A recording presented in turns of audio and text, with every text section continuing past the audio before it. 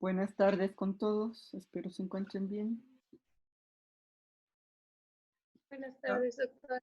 ¿Y qué tal? Estaba pendiente la clase de anticonvulsivantes, entiendo que estamos, ya creo que es la tercera hora que estamos tratando de avanzar. Hoy terminamos, yo sí, ya les he hecho una especie de escrito ya previamente. Claro que iré explicando, pero para alcanzarme, si no luego me demoro mucho. El mismo resumen que hago, le agregué ya los demás medicamentos solo para acotar un poco la terminación de la explicación, ¿no? Recuerden, al final de la clase se debe activar una evaluación. Esta es una evaluación de varias preguntas del tema anticonvulsivantes. Es más para ver su comprensión y cuánto han aprendido. No es una nota, recuerden que eso nunca hacemos. Arale, por favor.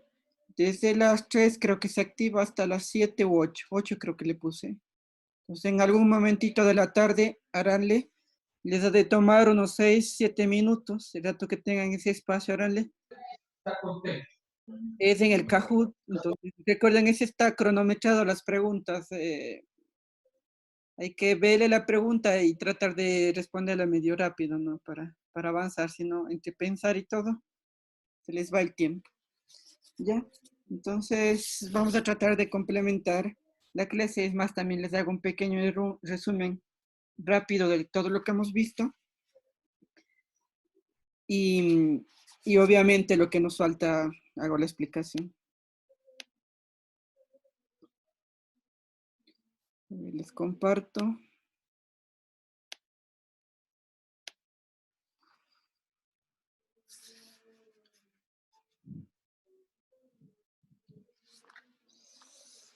Debe estarles ya en pantalla la clase como tal. Les recuerdo un poquito que nomás hemos avanzado ya. Vimos un poco de la enfermedad como tal, ¿no? De la epilepsia y las crisis convulsivas. La una era la actividad eléctrica exagerada. El otro era cuando repetía las crisis epilépticas, se le va a llamar epilepsia, ¿no? No es lo mismo. Hay personas que a veces presentan una o pocas crisis y nunca más, y otras en las que es reiterativo encajonaría dentro de epilepsia. Mecanismos para que se produzca la epilepsia: exceso de mecanismos excitadores, déficit de los inhibidores, alteraciones en canales, sobre todo el sodio y el calcio intervienen mucho en lo que es la génesis de la convulsión. Tratar es básicamente hacer lo contrario a lo que ahí está expuesto. Si está en exceso el glutamato, hay que frenarle. Si hay un déficit de GABA, hay que más bien potenciarle. Si es que hay una sobreestimulación que hay en la parte de convulsión, ¿cómo le freno? Básicamente bloqueando el sodio y el calcio, ¿no? Y los mecanismos de los antiepilépticos. La clasificación de utilidad para manejar fármacos era básicamente que sepan identificar que hay focales generalizadas. Básicamente eso, aunque yo les acoté esto de conciencia, sin conciencia, motoras y no motoras, incluso la más frecuente, cuál es típica en niños y que no responde muy bien a terapias, ¿no? Ausencias de mioclonías, con algún detallito, ¿no? La etiología es multifactorial, hay muchos factores o muchos determinantes de las convulsiones. Recuerden, trato la convulsión, pero también identifico la causa y también corrijo la causa, si no, no estoy haciendo demasiado en un paciente. Que era un fármaco anticonvulsivante no es necesariamente que cura, al menos le controla frecuencia, intensidad y duración de las crisis convulsivas. Si tras un periodo de 2 años no tiene convulsión, podríamos considerar curado. Igual hay un riesgo de recidiva en pacientes que tenían crisis convulsivas a repetición. Y pasamos a los mecanismos de acción, tal cual expliqué. Si me voy por la parte de mecanismos excitadores, tengo que frenarles. Si me voy por los mecanismos inhibidores, tengo que más bien estimularles.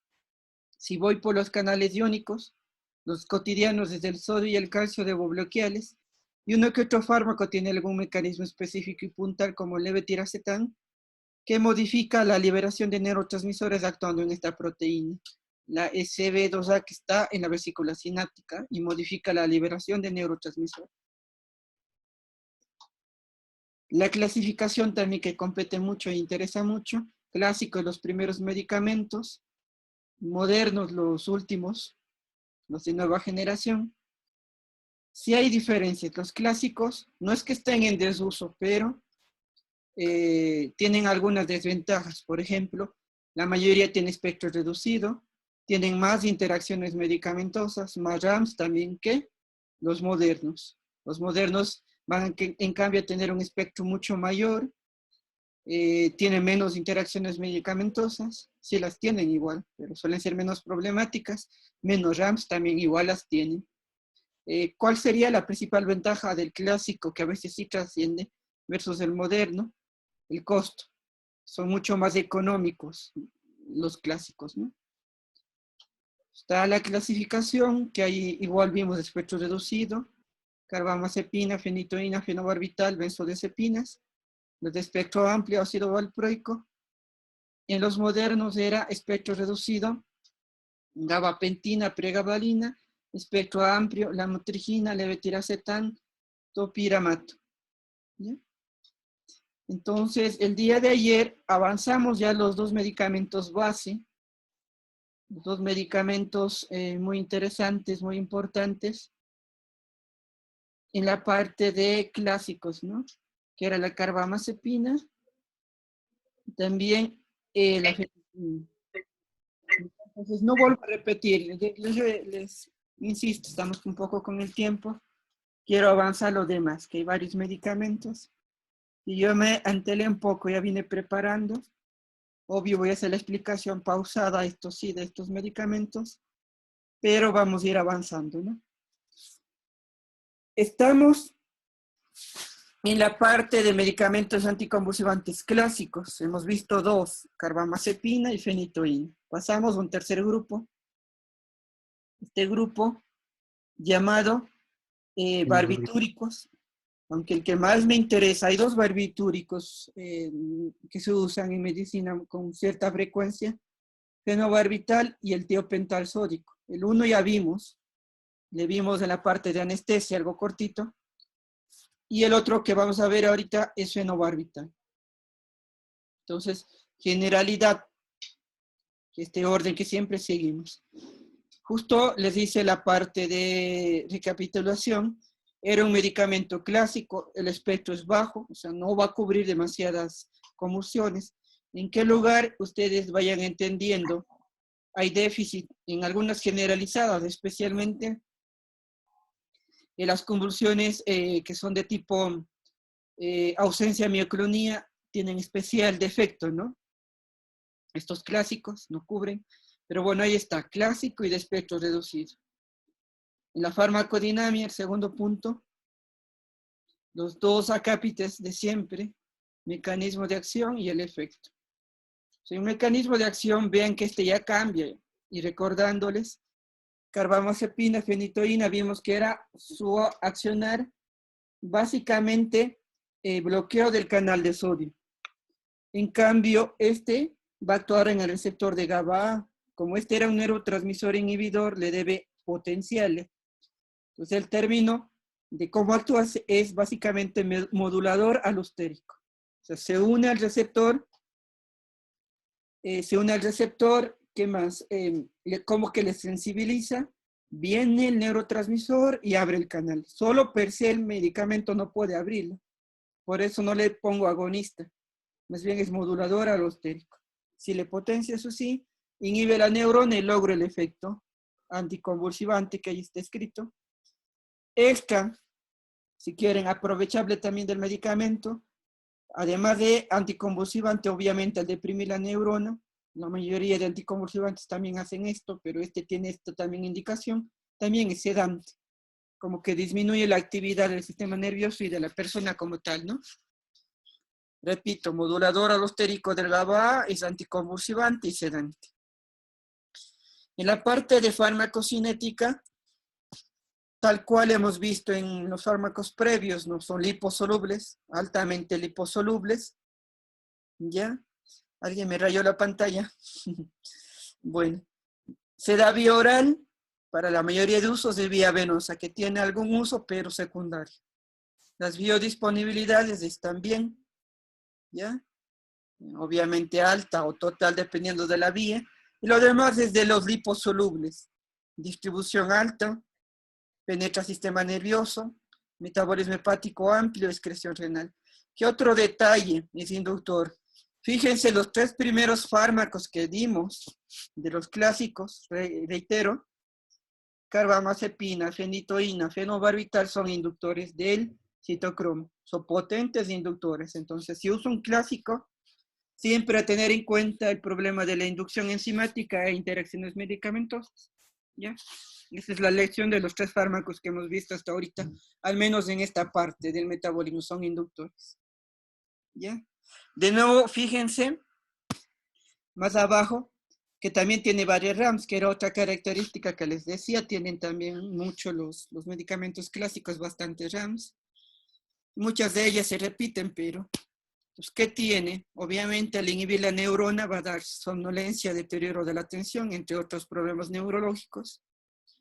También con cierta frecuencia, náusea y vómito, erupción cutánea, el mismo síndrome de Steven-Johnson. Hasta ahí está parecido, compartido un poco con lo que veían en los 2 fármacos previos. Aquí ya no puse el problema hematológico.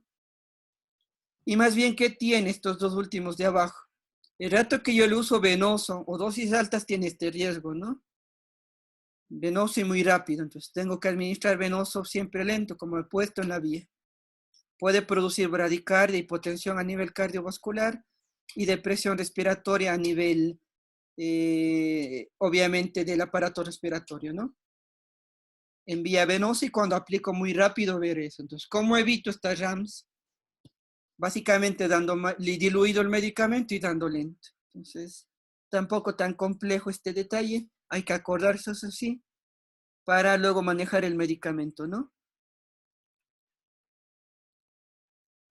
Entonces, nos pasamos al otro lado. La parte de interacciones ya había anticipado, ¿no? Que es un potente inductor. Es más, el detalle. Es el más potente inductor del citocromo P450, el fenobarbital. Este es el que ganó la competencia de los inductores. Es un detalle a tener muy en cuenta en el fenobarbital. Recuerden que la inducción provocaba reducción del efecto del medicamento que dé concomitantemente, siempre con la condición de que se metabolice también bastante y por la misma enzima, ¿no? Que es modificada. Si no, igual no habría mucho problema, mucho cambio. ¿Qué quiero agregarles? Como es depresor respiratorio, y si es que doy yo el barbitúrico, este es un barbitúrico, junto con benzodiazepinas, disculpen.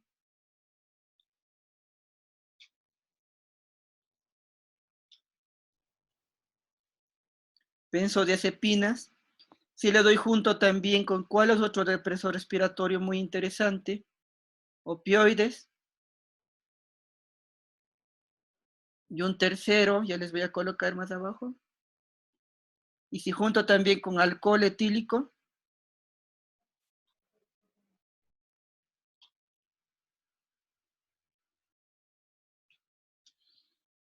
Más que un beneficio, esto es un riesgo. Hay que tratar de evitar.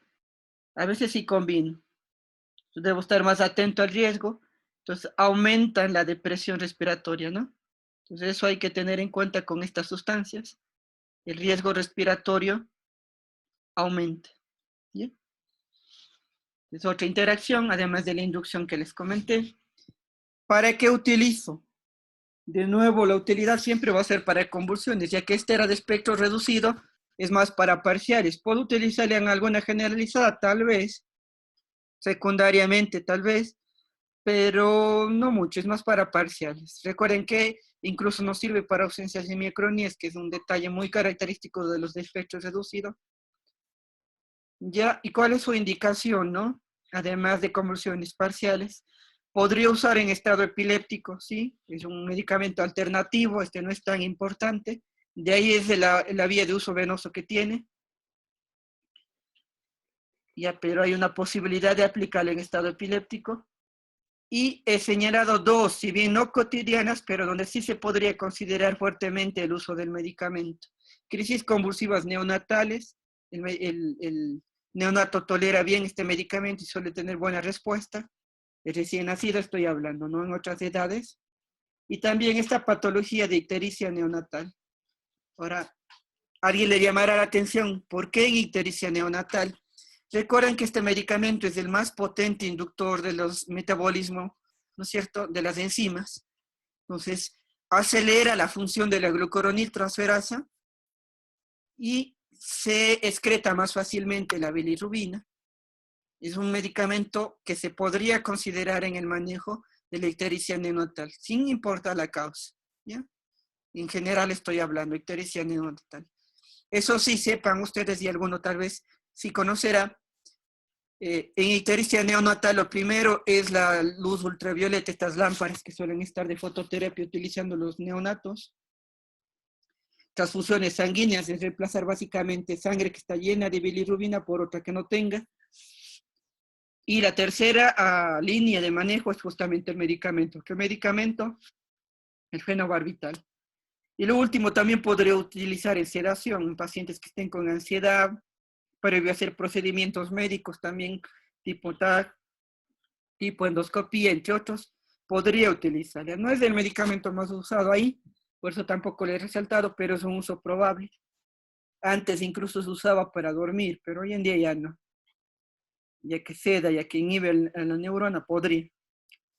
Está planteado el fenobarbital, ¿no? Clásico, espectro reducido, modulador estérico del GABA, vía oral y vía venosa, comportamiento como liposoluble. Las RAMS, las descritas, recuerden, somnolencia, deterioro de atención, náusea, vómito, erupción cutánea, que son las más comunes. Y las últimas, cardiovascular y respiratoria, solo en vía venosa cuando doy muy rápido. Entonces, sí puedo evitar o al menos regular este riesgo dando lento y diluido.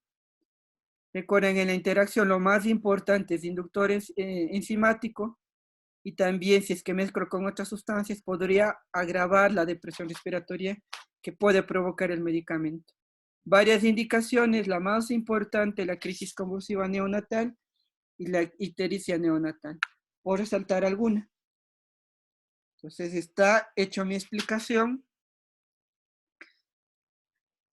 Pasamos, este es el tercer medicamento, pasamos al cuarto. Médicos de atención primaria, es súper importante manejar este grupo. No para epilepsia, no para manejo a largo plazo, que eso lo hace más el especialista, obviamente, ¿ya? Es para atención primaria. ¿En qué? Para manejo urgente de una crisis convulsiva, manejo del estatus convulsivo, que es una urgencia médica, eso, ¿no? Del estatus convulsivo, cuando las convulsiones repiten, y puede lesionarse, dejar secuelas o hasta morir una persona si está así convulsionando reiterativamente y muy seguido. Ese es el estado convulsivo. Si alguna vez también presencian una crisis convulsiva única, aislada, este es el grupo también terapéutico para cortar esa convulsión que tal vez observe y presente en ese momento. Son los que actúan más rápido. Si alguien me preguntara por qué esto es. Porque además de venir obviamente en vías parenterales para su uso, se actúan bastante rápido versus otros grupos terapéuticos. Entonces, por eso se utiliza. No son los más potentes, pero actúan rápido. Entonces, benzodiazepinas. De nuevo es del grupo de los clásicos. El espectro también es reducido. Más para parciales. En generalizadas no tanto. Recuerden, es eso siempre la idea. Y a continuación les he puesto algunos nombres de benzodiazepinas. Luego tenemos una clase entera de benzodiazepinas, este es solo un adelanto. Pero solo les he citado las que tienen uso como anticonvulsivante. Así como en anestesia les di uno que era para anestesia, que era el midazolam. Ahorita, ¿cuáles son anticonvulsivantes? Clonazepam, uso oral, no muy recomendable, ya vamos a decir por qué reacción adversa. Y los tres siguientes, midazolam, diazepam y lorazepam, son de uso parenteral. Estos son los importantes en el uso en la crisis convulsiva única, en el estado convulsivo también. Les resalté dos, diazepam, el más común en nuestro medio, el lorazepam, el más potente. Ambos se puede utilizar, no importa, ¿ya? Ambos se puede utilizar. Del fenobarbital, lo mismo quise dar la dosis, porque no se utiliza mucho, ¿ya? Que alguien me pregunta. Aquí van a tener varias dosis, entonces voy a priorizar alguno que otro medicamento. Podría dar de toditos, pero no avanzamos, ¿ya? Y seguimos postergando las otras clases. Bueno, estaba explicando qué medicamentos. Clonazepam, uso oral, pero no es el más recomendable. Tenemos también diazepam, lorazepam, parenterales, que son los más trascendentes. Fíjense más abajito, ya está las dosis, incluso de estos dos voy a dar, ¿ya? ¿Cómo actúa? Igual que el medicamento previo. Barbitúricos y benzodiazepinas han sabido actuar en el mismo sitio, ¿no?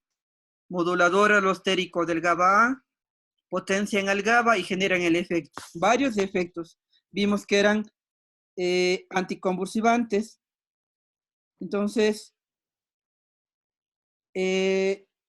pero también servían para anestesia, sirven también para ansiedad.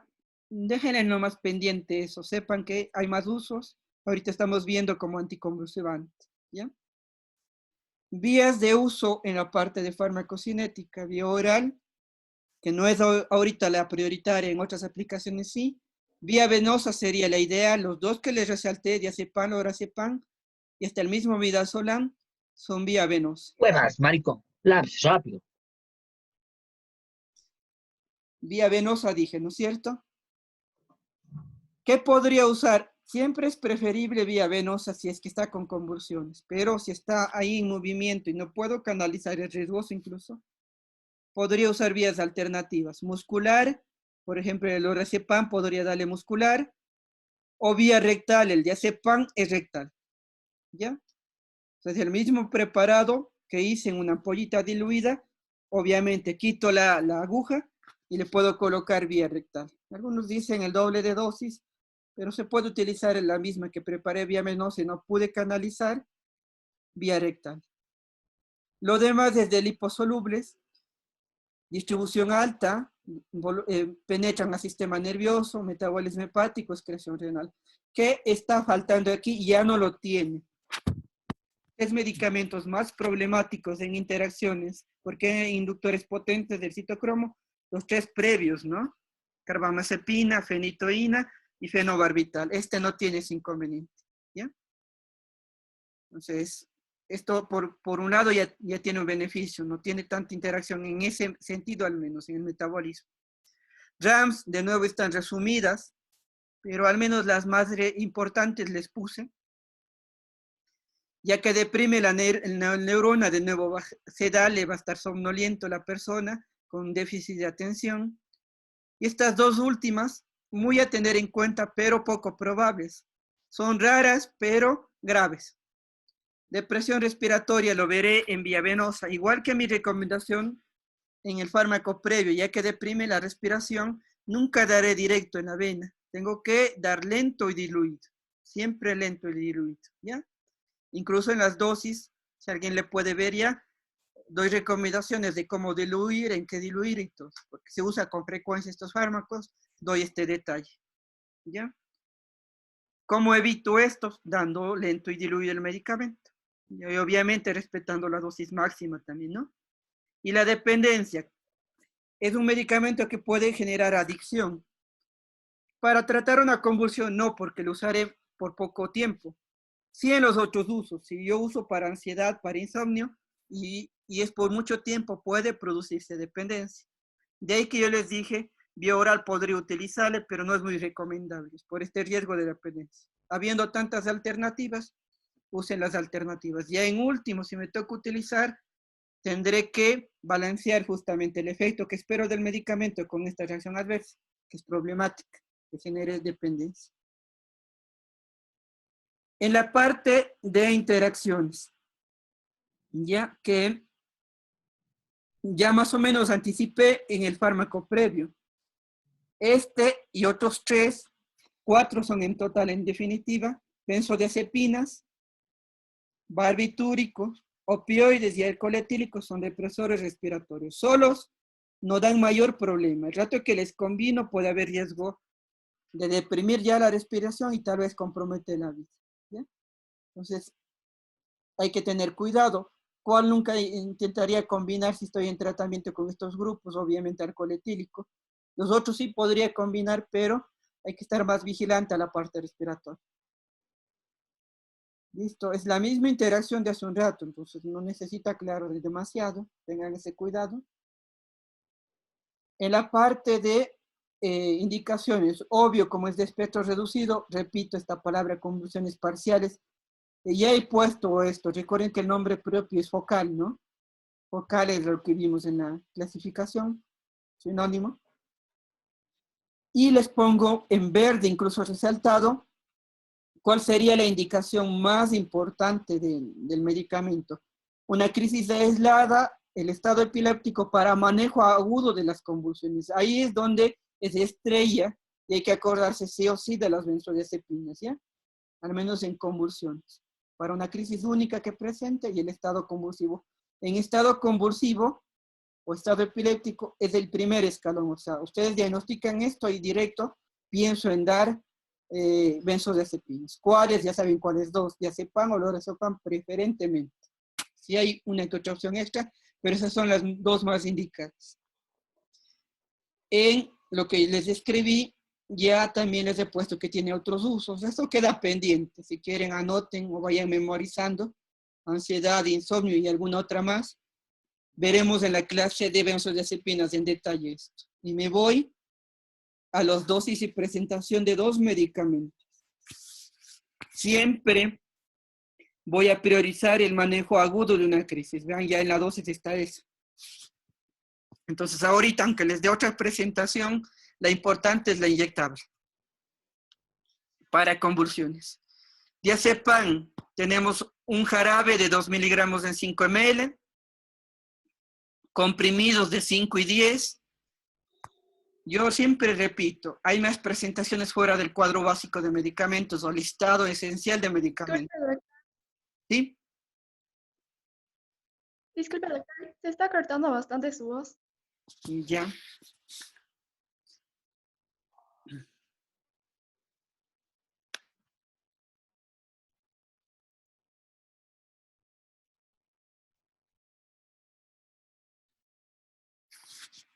Espero no sea la conexión, porque si corto la conexión se quita la grabación. ¿Se me escucha bien ya? Sí, doctor, sí se le escucha, solo a rato se cortó bastante. Le quité el video también. Si alguien está con video, les recomendaría para ver si mejoramos un poquito la transmisión. Si sigo con mucha irregularidad, tendría que reiniciar la llamada. Me avisan nada más, ¿ya? Ya, doctor, gracias. Entonces, esta solución oral, jarabe de 2 miligramos en 5, no importa demasiado. Vayan anotando si quieren. Para otro uso es más trascendente. Comprimido de 5 y 10 miligramos. Y el último es el medicamento importante. Solución inyectable de 5 miligramos por ml. ¿Ya? Ese es el importante. ¿Cuánto es el tamaño de la ampolla? 2 ml. Por ende, ¿cuánto tiene el total de la ampolla? 10 miligramos. Si tengo que usar una dosis mayor en cualquier aplicación, tendré que usar más de una ampolla, ¿no? Igual para mis cálculos, si tengo que usar una dosis menor, tendré que hacer las equivalencias y ver cuánto necesito en ml de esa ampolla. Bueno, ¿cuál es la dosis? Les pongo una dosis genérica, porque sí hay variaciones, niño adulto, pero he tratado de incluirle todo. 0,1 a 0,3 miligramos por kilo, 0,1 a 0,3 miligramos por kilo, vía venosa lenta diluida, está convulsionando y le doy este rato. Recuerden que si no puedo acceder venoso, más o menos la misma dosis podría dar rectal, por vía rectal este medicamento. ¿En qué diluyo? 20 ml de solución salina. En eso diluyo 20 ml de solución salina y parecido a la fenitoína, tiene una límite de velocidad para evitar el riesgo, en este caso respiratorio. ¿Cuál es el límite de velocidad? 5 miligramos por minuto. Ejemplo, utilizo en el adulto la dosis de estándar es 10 miligramos, ¿ya? Entonces, ¿en qué tiempo tengo que pasar estos 10 miligramos? Ya que la razón no puedo hacer más rápido de 5 miligramos por minuto. Por más urgencia que sea, debería pasar en 2 minutos.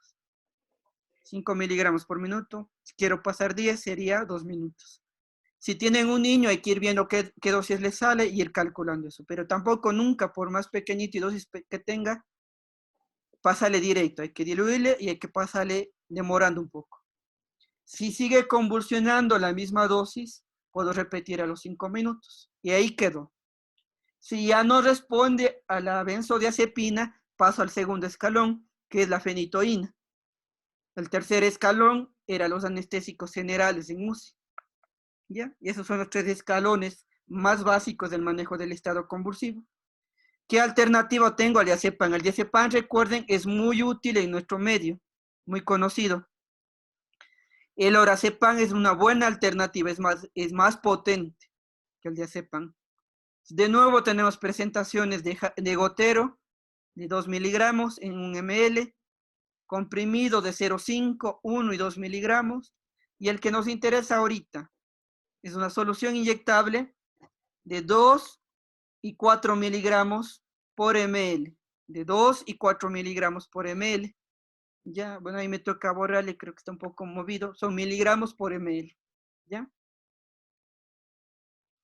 Recordarán el tamaño de las ampollas. Es en 1 ml, no tienen que hacer ninguna conversión. Es 1 ml lo que viene. ¿Cuál es la dosis?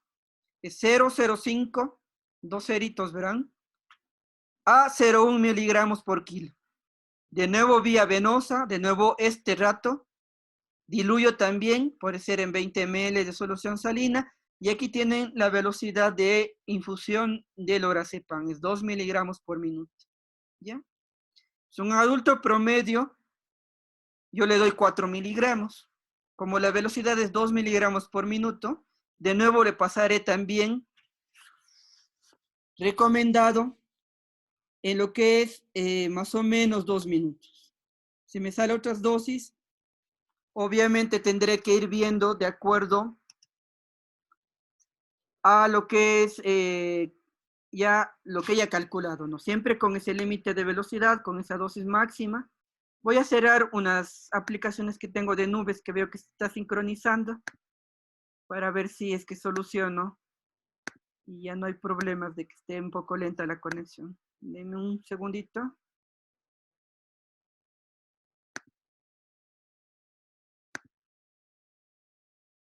Ya. Ya salí de la mayoría, espero ya no volvamos a repetir los problemas. Bueno, de eso, de nuevo igual, si es que no cede la convulsión, a los 5 minutos puedo repetir una segunda dosis y ahí quedo. Si ya no me cede, en 15, 20 minutos más, sigue convulsionando, decidiré tomar ya o administrar ya la fenitoína. Entonces, en la guía que les he pasado de estado convulsivo explica esto, que voy dando en los primeros minutos, cuánto espero, qué hago después de algunos minutos si sigue convulsionando, que son los escalones, ¿no? Primero, segundo, tercer escalón. Nada más de este medicamento. Entonces, nos falta un último medicamento clásico. Es el mejor medicamento, pero para manejo a largo plazo de convulsiones. Porque para estado epiléptico, para crisis únicas aisladas, ya vieron cuál, benzodiazepinas, y en el segundo escalón la fenitoína. Ahora más para manejo a largo plazo, es el mejor, la verdad ideal, el que más van a encontrar en la mayoría de guías, este medicamento, ¿ya? Pues, ¿qué medicamento es? Es de ácido valproico. Este es el que vamos a explicar. Sigue siendo clásico, pero ¿qué era lo diferente del ácido valproico?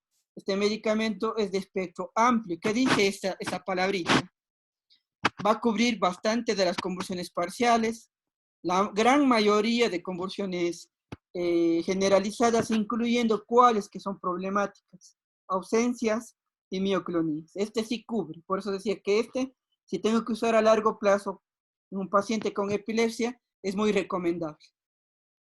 ¿Cómo actúa? El mecanismo de acción principal es el mismo que hemos venido repitiendo y no necesito desglosar demasiado. Bloqueo del canal de sodio. No despolariza e inhibe la neurona. Otro, está teorizado, no está muy exacto, pero se postula que aumenta la producción y liberación del GABA. ¿Ya? Y de esa manera obviamente también inhibe la neurona. Efecto anticonvulsivante. Repito los mecanismos de acción. Bloquea el sodio, potencia el GABA también y es anticonvulsivante. En la parte de farmacocinética es coincidente, todos los anticonvulsivantes van a más o menos comportarse igual, liposolubles. Doy vía oral, que esta es la vía prioritaria del medicamento, y venoso también. ¿Para qué utilizaré venoso? En estado convulsivo, pero es un uso secundario. Este es un medicamento más importante a largo plazo. Oral y venoso con buena absorción, buena distribución, metabolismo hepático y excreción renal. Y como es clásico, también todavía tiene el problema de interacciones. Solo que, ¿qué es este medicamento versus los demás que hemos visto? Los demás eran inductores, ¿no? Este es un inhibidor del citocromo. O sea, agravarse este detalle del ácido valproico, es un inhibidor del citocromo P450. ¿Ya? Va a tener interacción, fíjense nomás al frente, ahí ya dice inhibidor y la consecuencia. RAMS tiene también algunas, los más nuevos tienen menos, eso sí. ¿Ya? Somnolencia, déficit de la atención que hemos repetido en casi todo, náusea, vómito, deprime también las plaquetas, puede producir trombocitopenia, erupción cutánea, este no llega a cuadros graves, por eso no les he puesto nada más, erupciones cutáneas, es hepatotóxico, pero es poco común a tener en cuenta, eso sí. Si es que el paciente tiene patología hepática de base, por ejemplo, no utilizaría o buscaría alternativas, ¿no? Ya que tiene esta reacción adversa. En la parte de interacción, la más importante, la que cité mismo en la parte de farmacocinética, es inhibidor de citocromo, por ende, como metaboliza menos, se acumula el fármaco y puede potenciar efectos de medicamentos que dé a la par. ¿Ya? Recuerden, con condiciones de esta modificación, no a todos cambiará de manera importante. Indicaciones, algunas, ya digo, ¿cuál va a ser la prioritaria del ácido valproico? La misma epilepsia como tal, ¿no? Todos los tipos de convulsiones, parciales y generalizadas. Sí, tal vez alguien que conozca ya haya leído, obviamente hay trastornos epilépticos de difícil manejo, sí, pero ningún fármaco va a tender a dar una respuesta un poco efectiva. Son los trastornos genéticos con los que algunos niños tienen epilepsia desde inicio temprano, ¿no? Hay algunos de estos trastornos. Puedo dar en estos, ir probando, pero igual a veces la respuesta no es que sea tan buena, es por la patología. Esclerosis tuberosa, por nombrarles una, que es genética, ¿no? ¿Ya? Estado epiléptico puedo dar, es alternativo. En el trastorno bipolar también es alternativo, puedo dar. En el trastorno bipolar hemos visto de anticonvulsivantes 2 hasta ahorita. Carbamazepina y ácido valproico, ¿no? Puedo dar en el trastorno bipolar opciones a litio, litio es el mejor. Y también puedo dar para profilaxis de migraña. También opción, beta bloqueantes. Propranolol era el mejor medicamento profiláctico en migraña, que alguna vez ya vimos. Continúo, tiene varias presentaciones y la dosis, que está larga, pero tampoco es tan compleja. Gotero de 200 miligramos y 375 por ml. Hay un jarabe de 255, este es muy conocido en niños. Jarabe de 255 ml. Y para adulto, el comprimido de 500.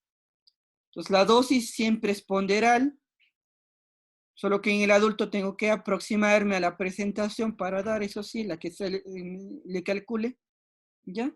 Es de 10 a 15 miligramos por kilo por día.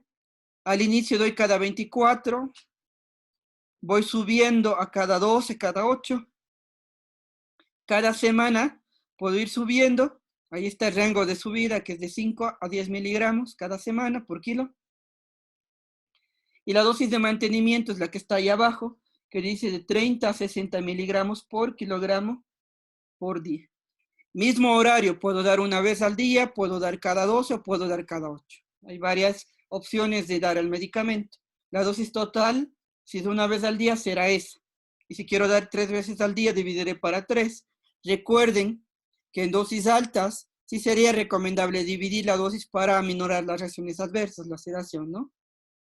Y en dosis bajas podría tranquilamente dar una vez al día, ¿ya? Repito, el de mejor espectro actúa en el sodio, en el GABA, es inhibidor del citocromo, otro detalle muy a tener en cuenta del fármaco. Es el que más sirve para todas las convulsiones de los clásicos, tiene otros usos, y la dosificación está ahí planteada. Ese es el ácido valproico. Me faltan solo 2 explicaciones cortas, no son tan largas.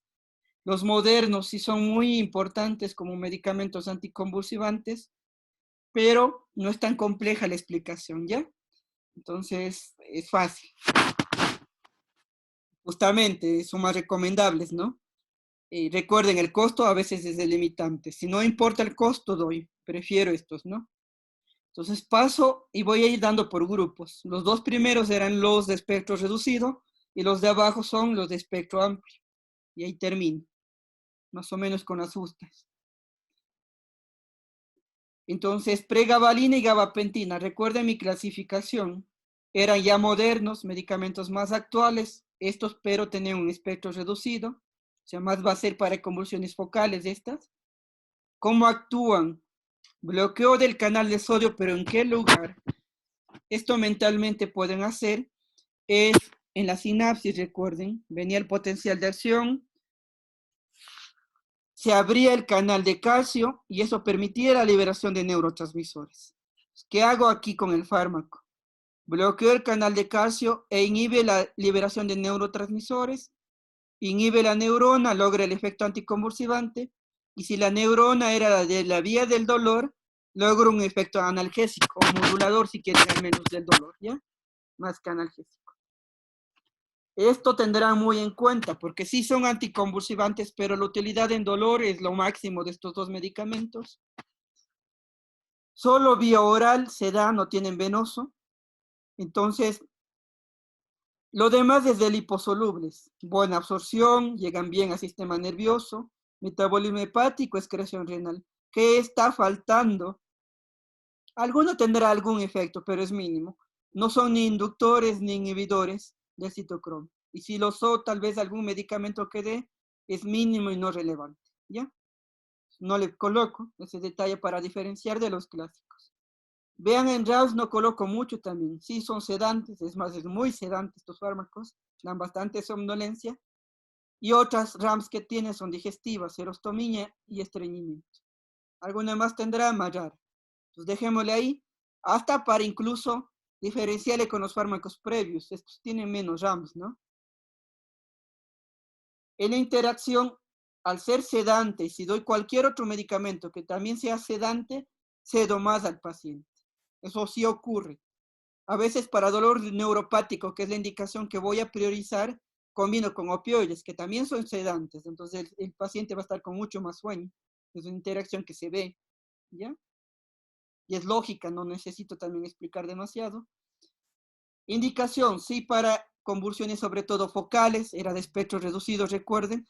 Y la indicación estrella que está resaltada, ¿ya? Dolor neuropático. Cualquier cuadro de dolor neuropático puedo darle. Una neuropatía diabética, neuralgia posherpética, una neuralgia del grueso faríngeo, hasta la del trigémino. Solo en el trigémino pierde porque ahí es el mejor la carbamazepina que vimos. Ya que es sedante, obviamente puedo dar para ansiedad, y como modulo el dolor también se está probando, esto todavía no es una indicación muy usada, en dolor posoperatorio también, como aditivo para el manejo del dolor posoperatorio. La indicación importante, dolor neuropático. Escogí un medicamento, y no les he puesto, ya les coloco en rojo, un rosadito.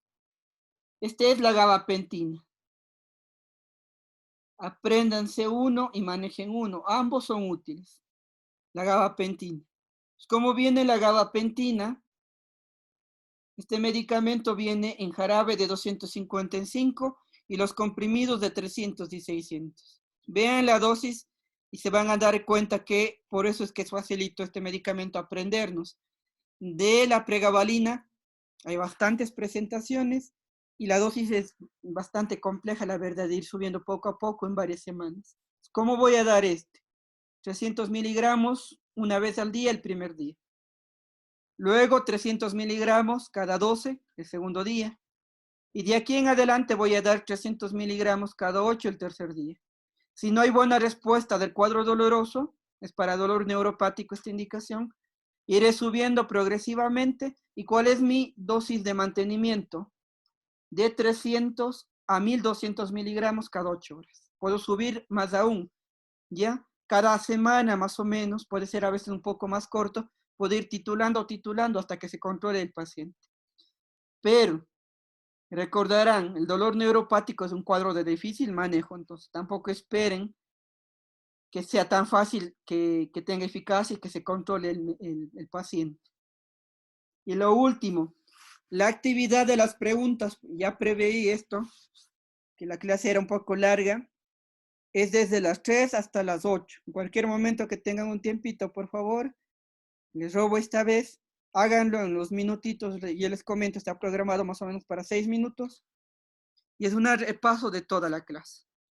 El puntaje, si sale en alto, mejor, porque han aprendido, han aprovechado. Y si les sale bajo, queda para ustedes, porque no es una nota, repasar bien el tema, ¿no? Repasar bien el tema y potencial, ya entre ustedes ya, cada uno. Entonces, para terminar, los de espectro amplio. ¿Cuáles eran los 3 que les di? La motrigina, levetiracetam y topiramato. Esos 3. Les voy a dar conjunto, si no, no acabamos nunca la clase. Es moderno mismo. Recuerden, a diferencia de los fármacos previos, estos son de espectro amplio. ¿Qué quiere decir? Que son anticonvulsivantes muy útiles. Sirve para todas las focales, para la gran mayoría de generalizadas, incluyendo ausencias de mioclonías. Eso recordarán sí o sí de estos 3 fármacos, ¿ya?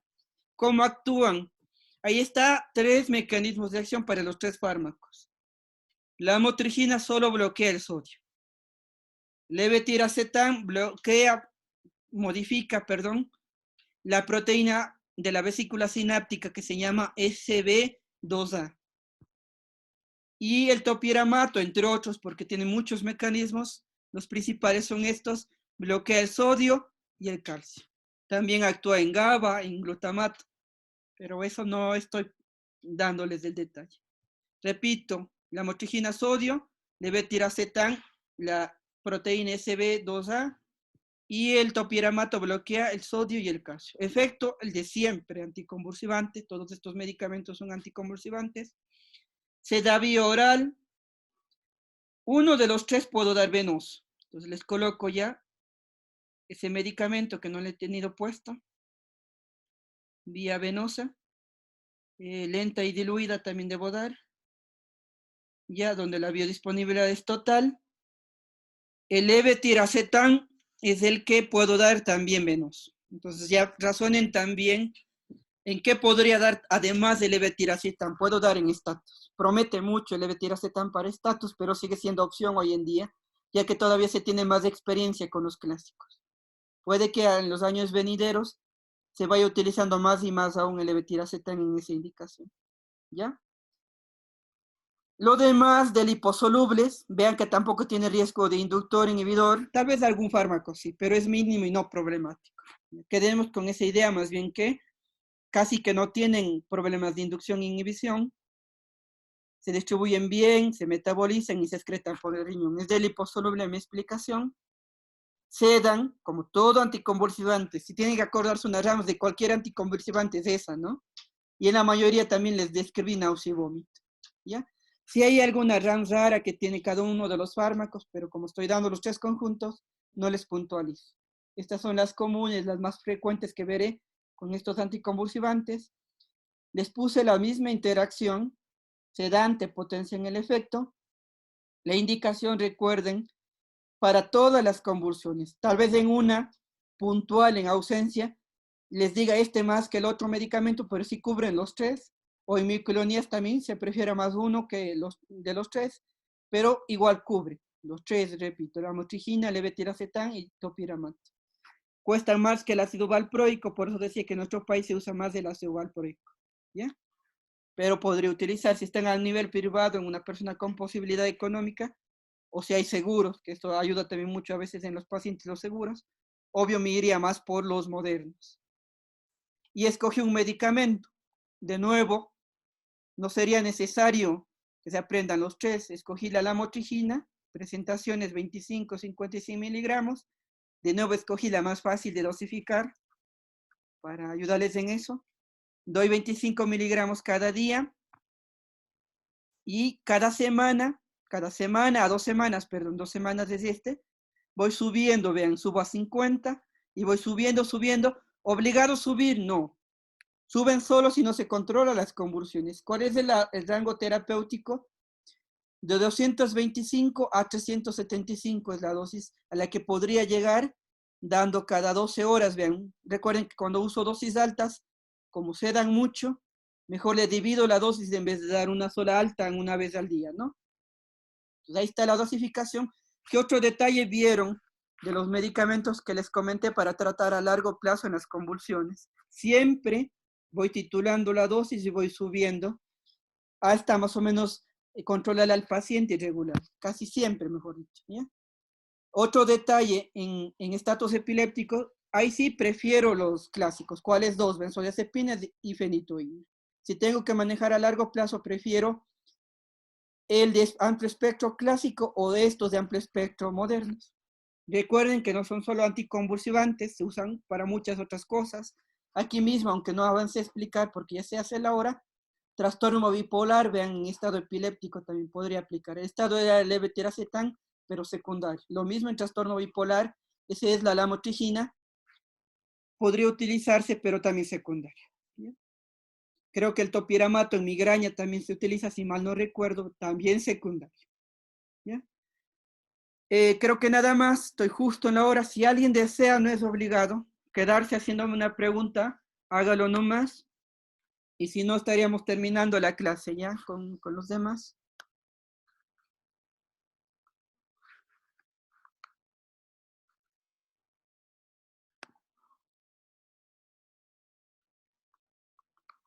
¿No hay preguntas?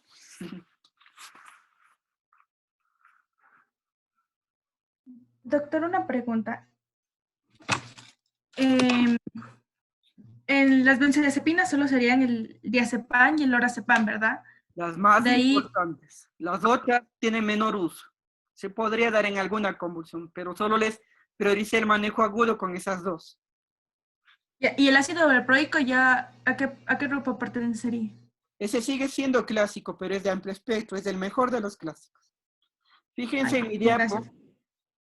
porque esto es más de especialidad, pero en las dos diapositivas finales les pongo tipo de crisis y qué medicamentos, le pongo el estado convulsivo también y qué medicamentos. Eso ya es tarea de ustedes un poquito, vele, pero van a verle mucho el ácido valproico todavía utilizando y mucho de los modernos. Los clásicos raro, en una que otra convulsión, los clásicos de espectros reducidos, ¿ya? Ya, gracias, doctor. ¿Ya? En estado epiléptico es la excepción, recuerden, ahí sí va los clásicos. Eso sí, repetí varias veces y acuérdense. ¿Alguien más, tal vez alguna pregunta extra? Sí, Doc, una pregunta. ¿Los medicamentos siempre les tiene que subir de miligramos, o sea, de dosis, o es dosis respuesta? Es dosis respuesta, pero es muy habitual que sí se suban en los anticonvulsivantes, ¿ya? O sea, Ya, no gracias. espere que de la dosis inicial se quede ahí regularmente. Es común subir. Eso tendrán el cuidado. Me he estado olvidando. No es clínico la respuesta de las convulsiones. Yo pido concentración plasmática del fármaco, hago pruebas de laboratorio en sangre, mido si el nivel es el adecuado, que hay tablitas de niveles plasmáticos de los anticonvulsivantes para saber si está controlado o no el paciente. ¿Ya? Eso obviamente es más de especialidad, ¿no? Por eso les decía, si bien les doy todos los medicamentos, la orientación, lo más prioritario que tienen que aprenderse sí o sí es el manejo agudo de crisis y el estado convulsivo. que es lo que más resalté y tal vez traté de enseñarles. ¿Ya?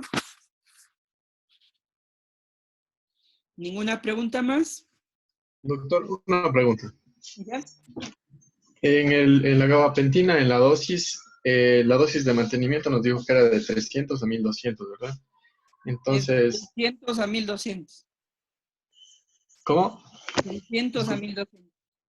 Ya, entonces, en el caso de que no, o sea, de que no esté haciendo efecto el medicamento, se utilizaría, digamos, el primer día, nos dijo que era cada 24, cada 12, y de ahí a partir del Los tercer 3 día se primeros utilizaría en días adelante siempre cada subo, 8. llegando a 300 cada 8.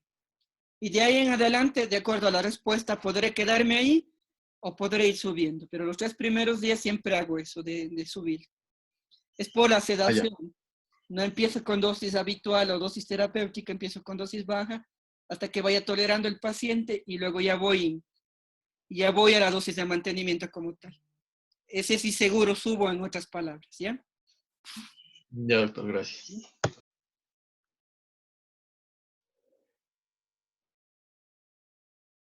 Entonces, si no hay más preguntas, quedaríamos terminado la clase de hoy, ¿ya? Me disculpo, el tema así mismo hubiera dado en la parte presencial. Hay demasiado medicamento y toca irle desglosando. No puedo hacer una idea única. Aprenderánse, por favor. Sí. Si alguien me iba a preguntar algo.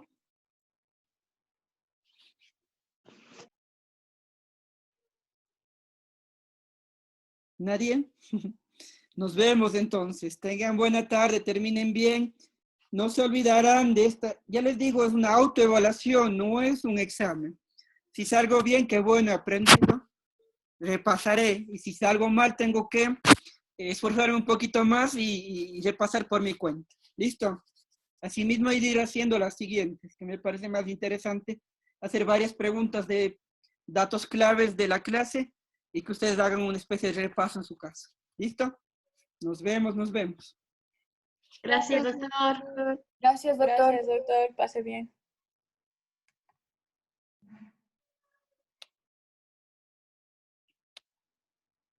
Gracias, doctor. Pasen bien.